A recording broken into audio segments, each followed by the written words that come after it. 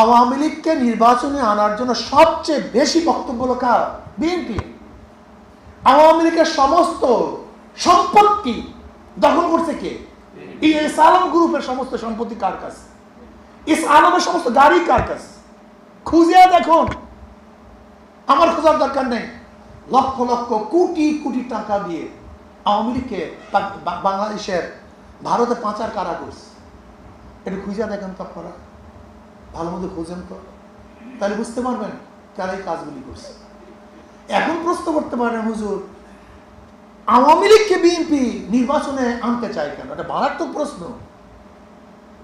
যেখানে প্রতিপক্ষ বিএনপির আওয়ামী লীগ, সেখানে আওয়ামী লীগ না থাকলে তো বিএনপি পাস করবে, তাহলে আওয়ামী লীগকে তারা নির্বাচনে আনতে চায় কেন?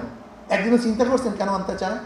বলেন তো, আওয়ামী লীগ বিএনপি যখন নির্বাচনে অংশগ্রহণ করেছে, বিএনপি ভোট গ্রহণ করার জন্য তাদের বক্তব্যটা কি ছিল মনে আছে? আওয়ামী লীগ ঠেকাও, টুপি থাকবে না, দাড়ি থাকবে না, মসজিদ থাকবে না, মাদ্রাসা থাকবে না, ভারত হয়ে যাবে।